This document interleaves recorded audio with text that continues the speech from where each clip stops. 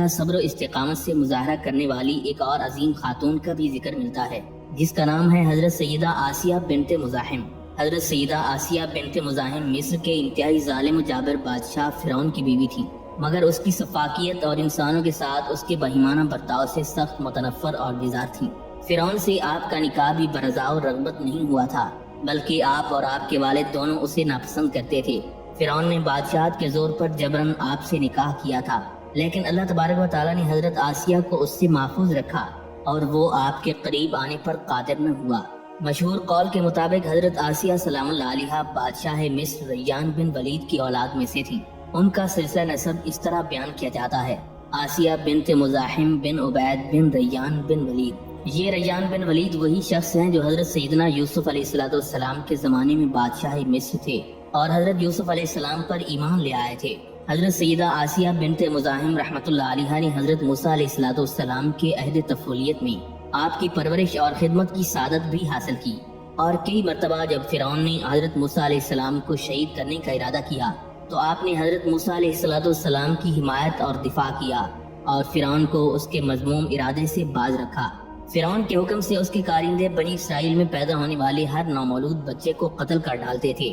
دراصل فرعون نے ایک خواب دیکھا تھا کہ بیت المقدس کی طرف سے ایک آگ نکلی جس نے سارے مصر کو گھیر لیا اور تمام قبطیوں یعنی فرعونیوں کو جلا ڈالا، مگر بنی اسرائیل کو آگ سے کوئی نقصان نہ پہنچا۔ یہ عجیب و غریب خواب دیکھ کر فرعون پریشان ہو گیا۔ اس نے نجومیوں سے تعبیر معلوم کی تو انہوں نے بتایا کہ بنی اسرائیل میں ایک لڑکا پیدا ہوگا جو تیری بادشاہت ختم ہو جانے کا سبب بنے گا۔ یہ سن کر فرعون نے حکم دیا کہ بنی اسرائیل میں جو بھی لڑکا پیدا ہو اسے قتل کر دیا جائے۔ اس طرح فرعون کے حکم سے 12,000 یا 70,000 لڑکے قتل کر دیے گئے۔ اسی مصیبت اور آفت کے دور میں حضرت سیدنا موسیٰ علیہ السلام کی ولادت ہوئی۔ ابتدا میں کچھ عرصہ آپ کی والدہ ماجدہ نے آپ کو چھپا کر رکھا، پھر جب فرعون کی طرف سے اندیشہ ہوا تو ایک صندوق میں رکھ کر رات کے وقت دریائے نیل میں بہا دیا۔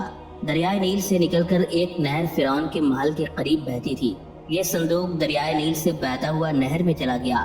فرعون اور اس کی بیوی حضرت آسیہ دونوں نہر کے کنارے بیٹھے تھے۔ جب ان دونوں نے صندوق بہتا دیکھا تو نوکروں کو بھیج کر وہ صندوق منگوا لیا۔ جب صندوق کھولا گیا تو اس میں سے ایک خوبصورت بچہ نکلا جس کی آنکھوں کے درمیان نور جگمگا رہا تھا۔ کیونکہ ان دنوں فرعون کے حکم سے بنی اسرائیل کے بچوں کا قتل عام جاری تھا، اس لیے بعض سرکشوں نے فرعون سے کہا کہ کہیں یہ وہی بچہ نہ ہو جس سے ہم بچنا چاہتے ہیں، ممکن ہے قتل کے خوف سے اسے دریا میں ڈال دیا گیا ہو۔ یہ سن کر فرعون نے بچے کو شہید کرنے کا ارادہ کر لیا، لیکن حضرت آسیہ نے فرعون کو سمجھایا کہ یہ بچہ سال بھر سے زیادہ عمر کا معلوم ہوتا ہے اور تو نے اس سال کے اندر پیدا ہونے والے بچوں کے قتل کا حکم دیا ہے۔ اس کے علاوہ معلوم نہیں یہ بچہ دریا میں کس سرزمین سے آیا۔ تجھے جس بچے کا اندیشہ ہے وہ تو اسی ملک کے بنی اسرائیل سے بتایا گیا ہے۔ حضرت آسیہ نے یہ بھی کہا کہ یہ بچہ میری اور تیری آنکھوں کی ٹھنڈک ہے، اسے قتل نہ کر، شاید یہ ہمیں نفع دے یا ہم اسے بیٹا بنا لیں۔ یوں فرعون کو سمجھا بجھا کر حضرت آسیہ نے انہیں اپنے پاس رکھ لیا، اپنا بیٹا بنا لیا اور خود ان کی پرورش کرنے لگی۔ ایک دن حضرت سیدنا موسیٰ علیہ السلام فرعون کے پاس ایک چھوٹی سی ڈنڈی سے کھیل رہے تھے۔ اچانک آپ نے وہ ڈنڈی فرعون کے سر پر دے ماری۔ فرعون اس مار پر سوچ میں پڑ گیا اور آخرکار آپ کو شہید کرنے کا ارادہ کر لیا۔ اس پر حضرت آسیہ کہنے لگیں، اے بادشاہ غصہ مت کر اور خود کو بدبخت نہ کر، کیونکہ یہ تو چھوٹا ہے، اگر تو چاہے تو اس کو آزما لے، میں آگ میں سونا اور انگارہ رکھ دیتی ہوں، تو دیکھ لے یہ کس کو اٹھاتا ہے۔ فرعون اس شرط پر تیار ہو گیا۔ جب حضرت سیدنا موسیٰ علیہ السلام نے سونے کی طرف ہاتھ بڑھایا تو فرشتے نے ان کا ہاتھ پکڑ کر انگارے کی طرف کر دیا۔ حضرت سیدنا موسیٰ علیہ السلام نے وہ انگارہ اٹھا کر اپنے منہ میں رکھ لیا، پھر جب اس کی تپش محسوس ہوئی تو پھینک دیا۔ اس طرح فرعون حضرت موسیٰ علیہ السلام کو شہید کرنے کے ارادے سے باز رہا۔ حضرت آسیہ سلام اللہ علیہا کو یہ اعزاز بھی حاصل ہے کہ انہیں اللہ تبارک و تعالیٰ کے ایک پیارے نبی حضرت سیدنا موسیٰ کلیم اللہ علیہ السلام کا نام رکھنے کی سعادت حاصل ہوئی۔ چنانچہ حضرت سیدنا امام علاء الدین علی بن محمد خازن فرماتے ہیں کہ حضرت آسیہ سے ان کا نام رکھنے کے لیے کہا گیا تو آپ نے فرمایا، میں نے اس کا نام موسیٰ رکھا کیونکہ حضرت موسیٰ علیہ السلام پانی اور درختوں کے درمیان پائے گئے تھے، اور قبطی زبان میں پانی کو منہ اور درخت کو سا کہتے ہیں، اس لیے آپ کا یہ نام رکھا گیا۔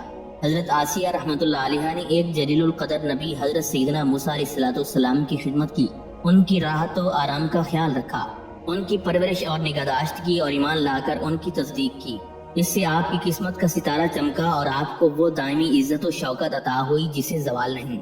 جبکہ ان کے مقابلے میں فرعون نے حضرت موسیٰ علیہ السلام کی توہین و تکذیب کی اور لوگوں کو آپ کی مخالفت پر اکسایا تو وہ تباہ و برباد ہو گیا اور ہمیشہ کے لیے ذلیل و خوار اور نار جہنم کا مستحق ہو گیا۔ امام فخر الدین رازی صحابی رسول حضرت سیدنا عبداللہ ابن عباس رضی اللہ تعالیٰ عنہ سے نقل کرتے ہیں کہ جب حضرت سیدہ آسیہ رحمۃ اللہ علیہا نے یہ الفاظ کہے، قرۃ عین لی ولد، یعنی یہ بچہ میری اور تیری آنکھوں کی ٹھنڈک ہے، تو بدبخت فرعون کہنے لگا یہ تیرے لیے ہوگا، مجھے اس کی کوئی حاجت نہیں۔ حضور نبی اکرم نور مجسم شفیع معظم صلی اللہ تعالیٰ علیہ وآلہ وسلم فرماتی ہیں، اس ذات کی قسم جس کی قسم کھائی جاتی ہے، اگر آسیہ کی طرح فرعون بھی اس بات کا اقرار کرتا کہ یہ بچہ اس کی آنکھوں کی ٹھنڈک ہے تو ضرور اللہ تبارک و تعالیٰ اسے ہدایت عطا فرماتا جیسے اس نے حضرت آسیہ کو عطا فرمائی۔ قرآن مجید کی سورہ تحریم کی آیت نمبر 11 میں حضرت آسیہ کا ذکر یوں کیا گیا ہے، اور اللہ مسلمانوں کی مثال بیان فرماتا ہے۔ فرعون کی بیوی جب اس نے عرض کی، اے میرے پروردگار، میرے لیے اپنے پاس جنت میں گھر بنا اور مجھے فرعون اور اس کے کام سے نجات دے اور مجھے ظالم لوگوں سے نجات بخش۔ تفسیر بحر العلوم میں درج ہے کہ اس آیت میں مسلمانوں کو تنگی اور سختی کے وقت صبر کرنے پر ابھارا گیا ہے۔ مراد یہ ہے کہ تم صبر کرنے میں فرعون کی بیوی حضرت آسیہ سلام اللہ علیہا سے کمزور مت ہونا، جنہوں نے فرعون کے مظالم پر صبر کیا اور زبان تو کجار دل میں بھی شکوہ و شکایت کو جگہ نہ دی۔ حضرت آسیہ سلام اللہ علیہا کے مقام و مرتبے اور فضل و کمال کے بارے میں حضور نبی اکرم نور مجسم شفیع معظم صلی اللہ تعالیٰ علیہ وآلہ وسلم کی کئی احادیث وارد ہیں۔ ایک مرتبہ حضور نبی علیہ السلام نے زمین پر 4 خطوط کھینچ کر فرمایا، کیا تم جانتے ہو یہ کیا ہیں؟ صحابہ کرام علیہم رضوان نے عرض کیا، اللہ و رسولہ عالم، یعنی اللہ اور اس کا رسول ہی بہتر جانتے ہیں۔ تاجدار مدینہ صلی اللہ تعالیٰ علیہ وآلہ وسلم نے ارشاد فرمایا، جنتی عورتوں میں سب سے زیادہ فضیلت والی یہ عورتیں ہیں، نمبر 1 خدیجہ بنت خویلد، نمبر 2 فاطمہ بنت محمد، نمبر 3 فرعون کی بیوی آسیہ بنت مزاحم، اور نمبر 4 مریم بنت عمران رضی اللہ تعالیٰ عنہ۔ جنتی عورتوں کی سردار 4 عورتیں ہیں، جن میں حضرت مریم، حضرت فاطمہ، حضرت خدیجہ اور حضرت آسیہ رضی اللہ تعالیٰ عنہ شامل ہیں۔ حضرت آسیہ سلام اللہ علیہا کی ایک بہت بڑی فضیلت یہ ہے کہ آپ جنت میں پیارے نبی صلی اللہ علیہ وآلہ وسلم کی زوجہ ہوں گی۔ چنانچہ مروی ہے کہ جب حضرت سیدہ خدیجہ رضی اللہ تعالیٰ عنہ مرض وفات شریف میں مبتلا تھیں تو سرکار دو عالم صلی اللہ تعالیٰ علیہ وآلہ وسلم آپ کے پاس تشریف لائے اور فرمانے لگے، اے خدیجہ، تمہیں اس حالت میں دیکھنا مجھے گراں گزرتا ہے، لیکن اللہ تعالیٰ نے اس گراں گزرنے میں کثیر بھلائی رکھی ہے۔ تمہیں معلوم ہے کہ اللہ تعالیٰ نے جنت میں میرا نکاح تمہارے ساتھ، مریم بنت عمران کے ساتھ، حضرت موسیٰ علیہ السلام کی بہن کلثوم کے ساتھ اور فرعون کی بیوی آسیہ کے ساتھ فرمایا ہے۔ جب فرعون کو حضرت آسیہ سلام اللہ علیہا کے حضرت موسیٰ علیہ السلام کے رب پر ایمان لانے کی خبر ہو چکی تو پہلے تو اس نے بغیر اذیت و تکلیف دیے یوں ہی سمجھانے بجھانے کی کوشش کی۔ اس مقصد کے لیے فرعون نے ان کی والدہ کو بلایا اور دھمکی آمیز لہجے میں ان سے کہا، تیری بیٹی کو بھی اسی جنون نے آن لیا ہے جس میں مشاطہ مبتلا تھی۔ میں قسم کھا کر کہتا ہوں کہ اگر اس نے حضرت موسیٰ علیہ السلام کے خدا کا انکار نہ کیا تو ضرور یہ موت کا مزہ چکھے گی۔ حضرت آسیہ کی والدہ نے تنہائی میں انہیں فرعون کی بات ماننے کی ترغیب دی، لیکن آپ نے انکار کرتے ہوئے فرمایا، کیا میں اللہ تعالیٰ کا انکار کر دوں؟ نہیں، ایسا ہرگز نہیں کر سکتی۔ جب فرعون کا یہ حربہ ناکام گیا تو پھر اس نے انہیں اذیتیں اور تکلیف دے کر ایمان سے برگشتہ کرنے کا فیصلہ کر لیا۔ چنانچہ روایات میں ہے کہ اس کے حکم سے انہیں طرح طرح کی اذیتوں میں مبتلا کیا گیا، حتیٰ کہ ہاتھ پاؤں میں میخیں لگا کر دھوپ میں سورج کی طرف رخ کر کے لٹا دیا گیا اور سینے پر چکی کا پاٹ رکھ دیا گیا کہ ہل بھی نہ سکیں۔ لیکن یہ سب مصائب اور تکالیف سہنے کے باوجود حضرت آسیہ کے ایمان و یقین میں کمی نہ آئی، بلکہ آپ کے ایمان میں اور بھی اضافہ ہو گیا۔ چنانچہ اذیت دینے کے بعد جب فرعون نے انہیں اسلام سے پھرنے کے لیے کہا تو آپ نے بڑا ہی ایمان افروز اور باطل سوز جواب دیا، جس سے فرعون کا غرور خاک میں مل گیا اور وہ آپ کی ہمت و حوصلے کے آگے گھٹنے ٹیکنے پر مجبور ہو گیا۔ آپ نے فرمایا، اے دشمن خدا، اے ظالم انسان، تو میرے وجود پر تو قادر ہو سکتا ہے، لیکن میرا دل میرے رب تعالیٰ کی پناہ میں ہے۔ اگر تو میرا ہر عضو کاٹ دے تب بھی میرا عشق بڑھتا چلا جائے گا۔ جب حضرت سیدنا موسیٰ علیہ السلام کا وہاں سے گزر ہوا تو آپ نے ان سے پوچھا، میرا رب مجھ سے راضی ہے یا ناراض؟ حضرت سیدنا موسیٰ علیہ السلام نے حضرت آسیہ سے ارشاد فرمایا، اے آسیہ، آسمان کے فرشتے تیرے انتظار میں ہیں اور اللہ تعالیٰ تیرے کارناموں پر فخر فرماتا ہے، تو سوال کر، تیری ہر حاجت پوری ہوگی۔ حضرت آسیہ نے اس طرح دعا مانگی، اے میرے پروردگار، میرے لیے اپنے پاس جنت میں گھر بنا اور مجھے فرعون اور اس کے کام سے نجات دے اور مجھے ظالم لوگوں سے نجات بخش۔ ادھر جب فرعون حضرت آسیہ کو ایمان سے برگشتہ کرنے کی تمام تر تدبیریں کر دیکھتا ہے اور اسے ناکامی کا سامنا ہوتا ہے تو وہ آپ کو شہید کرنے کا فیصلہ کر لیتا ہے اور آخری حربے کے طور پر اپنے کارندوں سے کہتا ہے کہ ایک بڑی چٹان دیکھ کر لاؤ۔ چٹان کو دیکھ کر بھی اگر یہ اپنی بات پر قائم رہتی ہے تو چٹان اس پر گرا دو، اور اگر رجوع کر لیتی ہے تو یہ میری بیوی ہے، چنانچہ اسے عزت و اکرام کے ساتھ آزاد کر کے میرے پاس لے آؤ۔ پھر چٹان لائی جاتی ہے۔ حضرت آسیہ سلام اللہ علیہ آسمان کی طرف نگاہ اٹھا کر دیکھتی ہیں تو وہاں جنت میں اپنا سفید موتی کا گھر نظر آتا ہے، جس سے آپ کا عزم و استقلال اور بڑھ جاتا ہے۔ اسی حالت میں آپ کی روح پرواز کر جاتی ہے۔ اس کے بعد آپ پر چٹان گرائی جاتی ہے اور چٹان ایسے بدن پر گرتی ہے جس میں روح نہیں ہوتی۔ حکیم الامت حضرت علامہ مفتی احمد یار خان نعیمی رحمۃ اللہ علیہ فرماتے ہیں، اللہ تعالیٰ نے ان پر فرشتے مقرر فرما دیے جنہوں نے حضرت آسیہ پر سایہ کر لیا اور ان کا جنتی گھر انہیں دکھا دیا، جس سے آپ ان تمام مصیبتوں کو بھول گئیں۔ بعض روایات میں آتا ہے کہ حضرت آسیہ سلام اللہ علیہ جسم سمیت آسمان پر اٹھا لی گئیں۔ ایک مرتبہ قوم فرعون کے 2 آدمی ایک ایماندار شخص کو پکڑ کر فرعون کے پاس لے آئے۔ فرعون نے اس کو بھی اور ان دونوں کو اپنے دربار خاص میں حاضر کیا اور پہلے لانے والے دونوں سے پوچھا، تمہارا رب کون ہے؟ انہوں نے جواب دیا کہ تو ہی ہے۔ پھر فرعون نے ایماندار شخص سے سوال کیا، تیرا رب کون ہے؟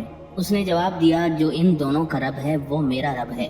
یعنی اس نے اس سے مراد اپنا حقیقی رب لیا، کیونکہ وہی ان دونوں کا رب ہے، جبکہ فرعون نے اپنا آپ مراد لیا، کیونکہ اسی وقت وہ دونوں اس کے رب ہونے کی گواہی دے چکے تھے۔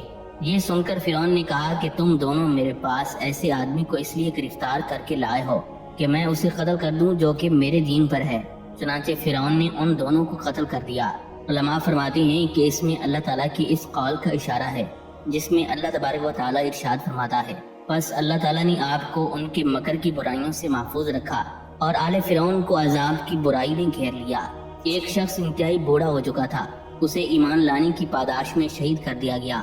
اس کا واقعہ بھی انتہائی عجیب و غریب ہے۔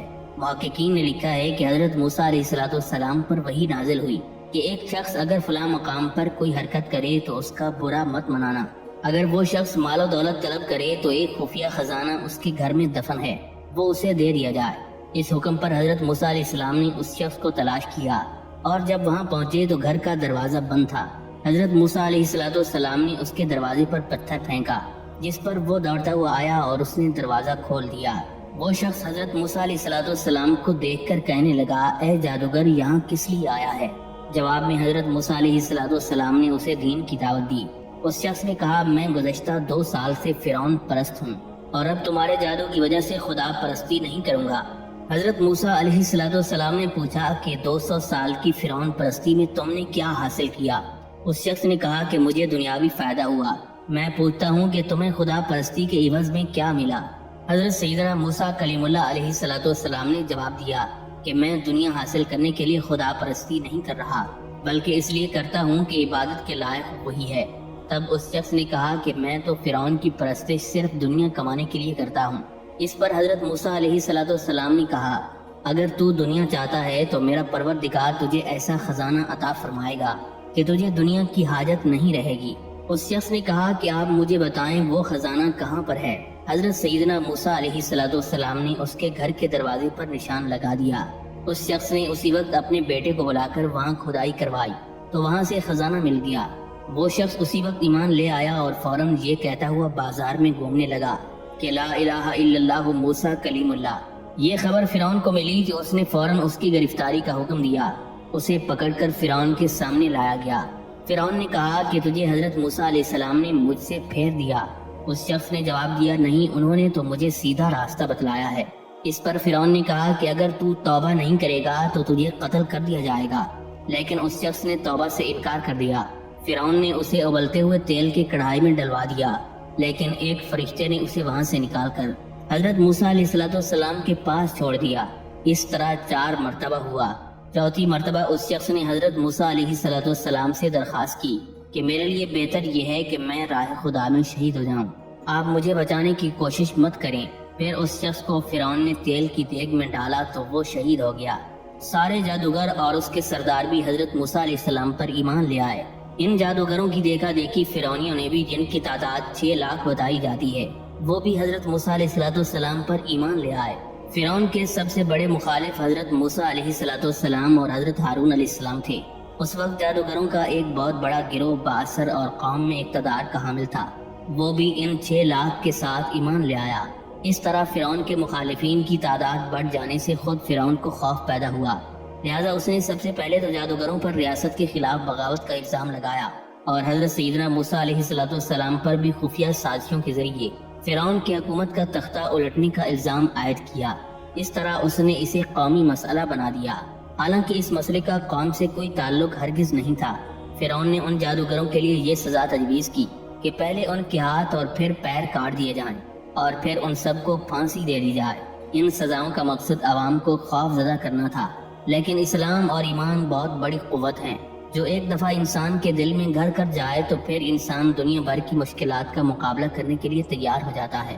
جب جادوگروں کے ایمان لانے کے بعد فرعونی اپنے کفر اور سرکشی پر جمے رہے تو ان پر اللہ تعالیٰ کی طرف سے پے در پے نشانیاں آنے لگیں، کیونکہ حضرت موسیٰ علیہ السلام نے رب تعالیٰ کے حضور عرض کر دیا تھا، اے اللہ، فرعون اس دنیا میں بہت سرکش ہو چکا ہے، لوگوں کو گمراہ کر رہا ہے، اسے اور اس کی قوم کو ایسے عذاب میں گرفتار کر جو ان کے لیے اور میری قوم اور بعد میں آنے والوں کے لیے عبرت کا سبب بنے۔ تو اللہ تبارک و تعالیٰ نے طوفان بھیجا، بادل آیا، اندھیرا ہوا اور کثرت سے بارش ہونے لگی۔ فرعونیوں کے گھروں میں پانی بھر گیا، یہاں تک کہ وہ اس میں کھڑے ہو گئے اور پانی ان کے گردنوں کی ہنسلیوں تک آ گیا، ان میں سے جو بیٹھا تھا ڈوب گیا۔ اب فرعونی نہ ہل سکتے تھے اور نہ ہی کچھ کام کر سکتے تھے۔ ہفتے کے دن سے پھر ہفتے کے دن تک 7 روز اسی مصیبت میں مبتلا رہے، اور باوجود اس کے کہ بنی اسرائیل کے گھر ان کے گھروں سے متصل تھے، لیکن بنی اسرائیل کے گھروں میں پانی نہیں آیا۔ جب یہ لوگ عاجز ہوئے تو حضرت موسیٰ علیہ السلام سے عرض کرنے لگے، اے موسیٰ، ہمارے لیے دعا فرمائیں، اگر یہ مصیبت دور ہو تو ہم آپ پر ایمان لے آئیں گے اور بنی اسرائیل کو آپ کے پاس بھیج دیں گے۔ حضرت سیدنا موسیٰ علیہ السلام نے دعا فرمائی، طوفان کی مصیبت دور ہوئی اور زمین میں سرسبزی اور شادابی آ گئی جو پہلے نہیں دیکھی گئی تھی، کھیتیاں خوب ہو گئیں، درخت خوب پھلے۔ فرعونی کہنے لگے، یہ پانی تو نعمت تھا، اور یہ کہتے ہوئے وہ ایمان نہ لائے۔ 1 مہینہ اسی طرح ان کا عافیت میں گزر گیا۔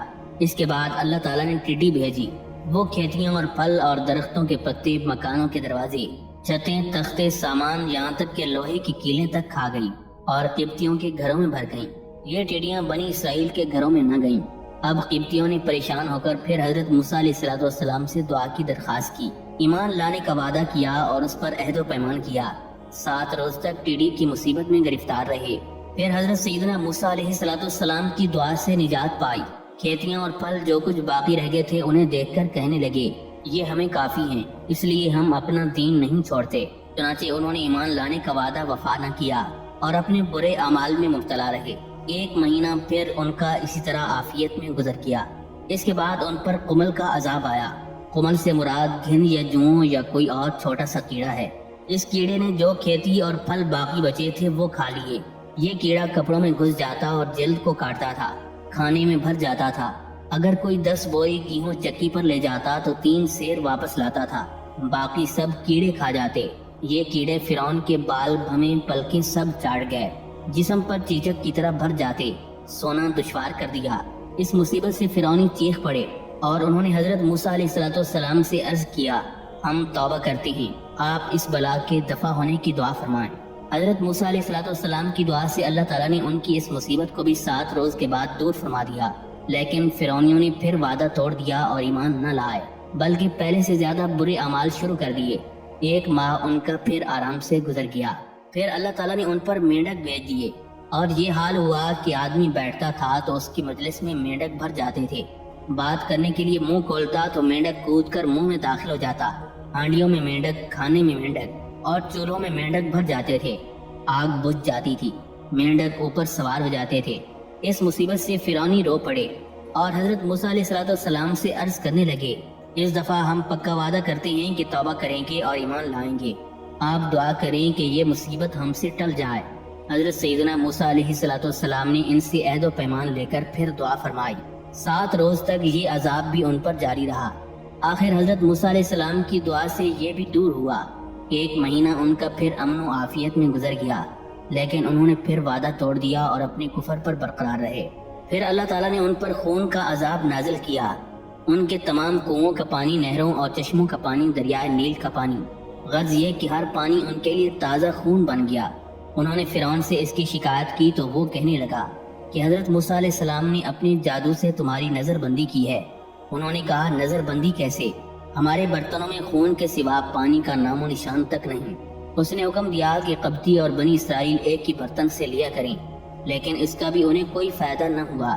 بنی اسرائیل جب پانی نکالتے تو پانی ہی نکلتا، لیکن جب اسی برتن سے قبطی نکالتے تو خون نکلتا، یہاں تک کہ فرعونی عورتیں پیاس سے عاجز ہو کر بنی اسرائیل کی عورتوں کے پاس آ گئیں اور ان سے پانی مانگا تو وہ پانی ان کے برتن میں آتے ہی خون ہو گیا۔ فرعونی عورت بنی اسرائیل کی عورت سے کہنے لگی کہ تو پانی اپنے منہ میں لے جا کر میرے منہ میں ڈال دے۔ جب تک وہ پانی بنی اسرائیل کی عورت کے منہ میں رہا پانی تھا، جب فرعونی عورت کے منہ میں آیا تو خون بن گیا۔ اب فرعون کا شدت پیاس کی وجہ سے برا حال تھا، درختوں کا رس چوس رہا تھا، وہ بھی منہ میں پہنچتے ہی خون بن جاتا تھا۔ پھر اس مصیبت سے تنگ آ کر حضرت موسیٰ علیہ السلام سے درخواست کی اور ایمان لانے کا وعدہ فرمایا۔ حضرت موسیٰ علیہ السلام نے پھر دعا کی تو اس طرح یہ عذاب بھی 7 روز رہنے کے بعد ختم ہو گیا، مگر یہ لوگ پھر بھی ایمان نہ لائے۔ جب میدان طیہ میں بنی اسرائیل نے یہ خواہش ظاہر کی کہ ہم زمین سے اگنے والے غلے اور ترکاریاں کھائیں گے، تو ان لوگوں کو حضرت موسیٰ علیہ السلام نے سمجھایا کہ تم لوگ من و سلوا کے نفیس کھانے چھوڑ کر گیہوں، دال اور ترکاریوں جیسی خسیں اور گھٹیا غذائیں کیوں طلب کر رہے ہو؟ مگر جب بنی اسرائیل اپنی ضد پر اڑے رہے تو اللہ تعالیٰ نے حکم دیا کہ تم لوگ میدان طیہ سے نکل کر شہر بیت المقدس میں داخل ہو جاؤ اور وہاں بے روک ٹوک اپنی پسند کی اور من بھاتی غذائیں کھاؤ، مگر یہ ضروری ہے کہ تم لوگ بیت المقدس کے دروازے میں کمال ادب و احترام کے ساتھ داخل ہونا اور داخل ہوتے وقت یہ دعا مانگتے رہنا کہ یا اللہ تو ہمارے گناہوں کو معاف فرما دے تو ہم تمہارے گناہوں کو بخش دیں گے۔ مگر بنی اسرائیل جو ہمیشہ سے سرکشی اور شرارتوں کے عادی اور خدا کی نافرمانیوں کے خوگر تھے، بیت المقدس کے قریب پہنچ کر ایک دم ان لوگوں کی رگیں شرارت پھڑک اٹھی اور یہ نافرمان لوگ بجائے جھک کر داخل ہونے کے اپنے سینوں پر گھسیٹتے ہوئے دروازے میں داخل ہوئے اور معافی کی دعا مانگنے کے بدلے ایک دانہ ہے ایک بال میں کہتے ہوئے اور مذاق و تمسخر کرتے ہوئے بیت المقدس کے دروازے میں گھستے چلے گئے۔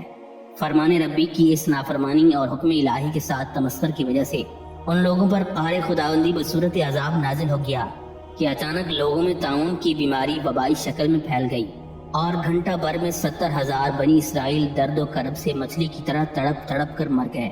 طاعون ایک مہلک بیماری ہے جس کو ڈاکٹر حضرات پلیگ کہتے ہیں۔ اس بیماری میں گردن، بغلوں اور کنجران میں آم کی گٹھلی کے برابر گلٹیاں نکل آتی ہیں جن میں بے پناہ درد اور ناقابل برداشت سوزش ہوتی ہے۔ بخار شدید چڑھ جاتا ہے، آنکھیں سرخ ہو جاتی ہیں اور دردناک جلن سے شعلے کی طرح جلنے لگتی ہیں۔ مریض شدت درد اور شدید بے چینیوں بے قراری میں تڑپ تڑپ کر بہت جلد مر جاتا ہے۔ جس بستی میں یہ وبا پھیل جاتی ہے اس بستی کی اکثر آبادی موت کے گھاٹ اتر جاتی ہے اور ہر طرف ویرانی اور خوف و ہراس پھیل جاتا ہے۔ اللہ تعالیٰ نے بنی اسرائیل کے اس واقعے کا ذکر فرماتے ہوئے قرآن مجید میں یوں ارشاد فرمایا ہے، اور جب ہم نے فرمایا کہ تم اس بستی بیت المقدس میں جاؤ، پھر اس میں جہاں چاہو بے روک کھاؤ اور دروازے میں جھکتے ہوئے داخل ہو اور یہ کہو کہ ہمارے گناہ معاف ہوں تو ہم تمہاری خطائیں بخش دیں گے، تو ان ظالموں نے وہ بات بدل دی جو ان سے کہی گئی تھی، تو ہم نے ان پر آسمان سے عذاب یعنی طاعون اتار دیا ان کے فسق اور بے حکمی کا بدلہ لینے کے لیے۔ امام حکیم ترمذی حضرت عبداللہ ابن عباس رضی اللہ تعالیٰ عنہ سے یہ قول نقل کرتی ہیں کہ جب اللہ تعالیٰ نے قحط سالی کے ساتھ فرعونیوں کو پکڑا تو ان کی ہر شے خشک ہو گئی، ان کے مویشی مر گئے، یہاں تک کہ دریائے نیل بھی خشک ہو گیا۔ وہ فرعون کے پاس اکٹھے ہوئے اور اس سے کہا کہ اگر تو اس طرح ہے جیسے تو گمان کرتا ہے تو پھر ہمارے لیے دریائے نیل میں پانی لے آ۔ اس نے جواب دیا کل صبح تمہیں پانی مل جائے گا۔ سو جب وہ اس کے پاس سے نکل گئے تو اس نے کہا میں نے کون سی شے بنائی ہے؟ کیا میں دریائے نیل میں پانی جاری کرنے پر قادر ہوں؟ کل صبح ہو گئی تو وہ مجھے جھٹلا دیں گے۔ جب نصف رات ہوئی تو وہ اٹھا اور اس نے غسل کیا اور اون سے بنی ہوئی قمیص پہنی، پھر ننگے پاؤں باہر نکلا، یہاں تک کہ دریائے نیل تک پہنچ گیا اور اس کے اندر کھڑے ہو کر یہ دعا مانگی، اے اللہ بے شک تو جانتا ہے کہ میں یہ یقین رکھتا ہوں کہ تو دریائے نیل کو پانی کے ساتھ بھر دینے کی قدرت رکھتا ہے، سو تو اسے بھر دے۔ پس اسے یقین ہو گیا کہ پانی کا ریلا آئے گا تو وہ باہر نکل آیا اور پھر دریائے نیل پانی کے ساتھ ابلنے لگا۔ جبکہ اللہ تعالیٰ نے انہیں ہلاک اور تباہ کرنے کا ارادہ فرمایا۔ یدخ نامی عابد کی دعا سے قحط دور ہو گیا۔ جب بنی اسرائیل نے یہ منظر دیکھا تو حضرت موسیٰ علیہ السلام سے کہا کہ اب ہم سچی توبہ کرتے ہیں۔ تفسیر مظہری نے لکھا ہے کہ بنی اسرائیل کی توبہ پر اللہ تعالیٰ نے حضرت موسیٰ علیہ السلام کو حکم دیا کہ وہ بنی اسرائیل سے قحط کا عذاب دور کرانے کے لیے برق اسود سے دعا کی درخواست کریں۔ بنی اسرائیل تقریباً 7 سال سے اس قحط میں گرفتار تھے۔ اس حکم سے پہلے حضرت موسیٰ علیہ السلام 70,000 نفوس کا ایک کاروان لے کر جنگل میں پہنچے تھے اور باری تعالیٰ سے باران رحمت کی دعا کی تھی۔ اللہ تعالیٰ نے ارشاد فرمایا تھا، اے موسیٰ میں ان لوگوں کی دعا کیسے قبول کروں گا؟ گناہوں کی تاریکی انہیں گھیرے ہوئے ہے، ان کے دل سیاہ باطن خبیث ہیں، وہ مجھ سے بے یقینی کے ساتھ دعا کرتے ہیں، اس کے باوجود میری پکڑ سے محفوظ ہیں۔ جاؤ میرے ایک بندے کے پاس جاؤ، اس کا نام برق ہے، اس سے نکلنے کے لیے کہو، تب میں دعا قبول کروں گا۔ حضرت سیدنا موسیٰ علیہ السلام نے اس کے متعلق لوگوں سے پوچھا، کسی کو اس کے حال کی خبر تک نہیں تھی۔ ایک دن حضرت سیدنا موسیٰ علیہ السلام کسی راستے سے گزر رہے تھے کہ اچانک ایک سیاہ روح نظر آیا۔ اس کی پیشانی پر دونوں آنکھوں کے درمیان سجدوں کی اثر سے مٹی لگی ہوئی تھی اور اس نے ایک چادر گلے میں باندھ رکھی تھی۔ حضرت سیدنا موسیٰ علیہ السلام نے نور الہی کے ذریعے معلوم کر لیا کہ یہ شخص برق اسود ہے۔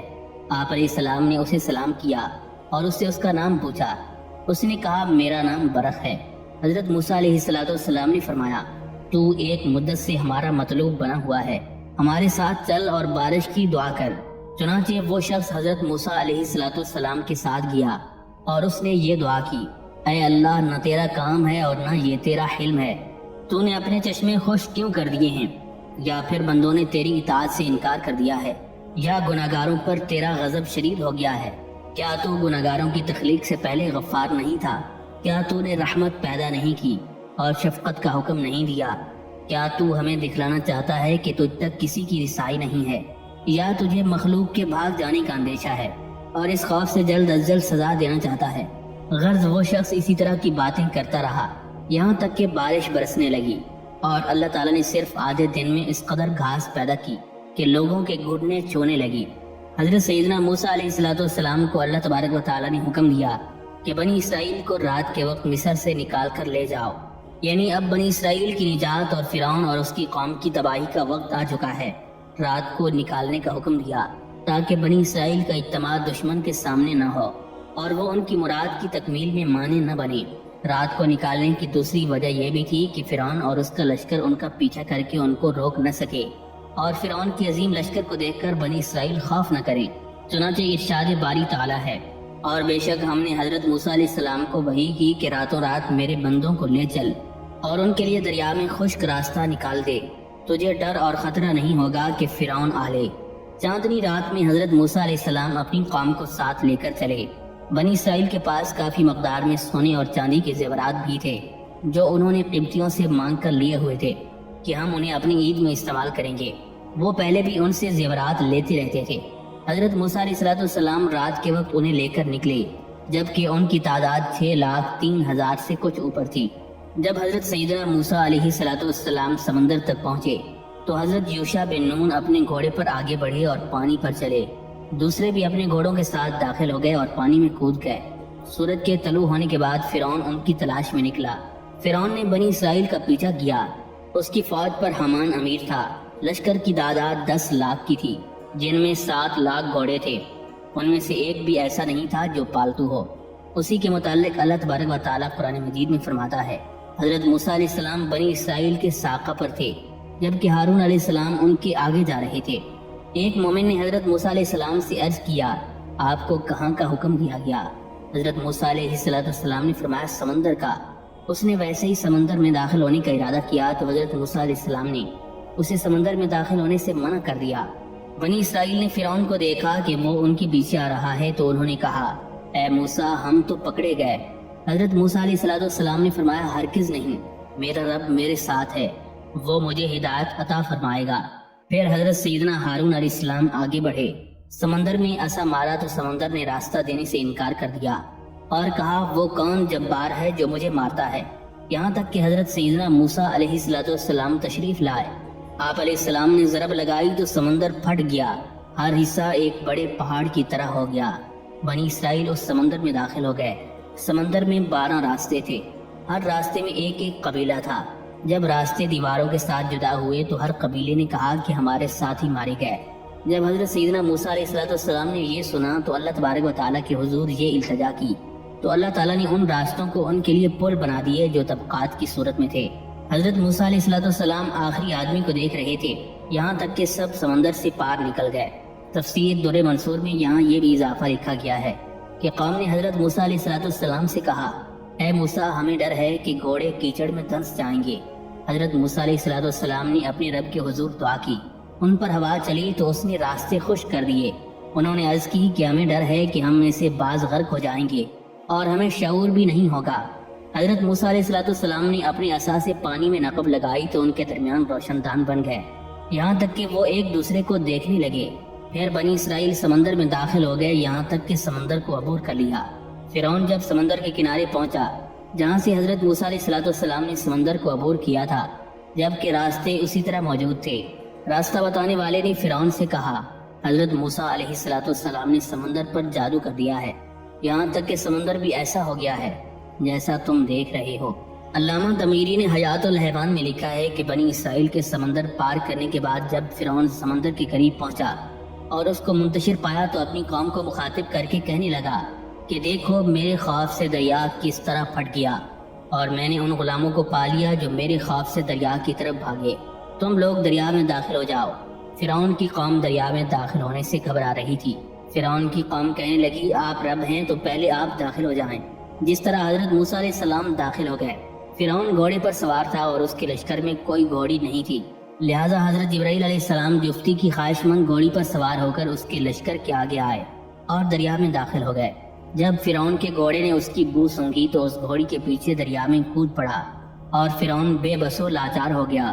اس کو جبرائیل علیہ السلام کی گھوڑی نظر نہیں آ رہی تھی۔ فرعون کے گھوڑے کے پیچھے ہی پورا لشکر دریا میں کود پڑا اور پیچھے حضرت میکائیل علیہ السلام اپنے گھوڑے پر سوار ہو کر لشکر والوں کو کہہ رہے تھے کہ اپنے بھائیوں کے ساتھ شامل ہو جاؤ۔ یوں حضرت میکائیل علیہ السلام سب لوگوں کو دریا میں دھکیل رہے تھے۔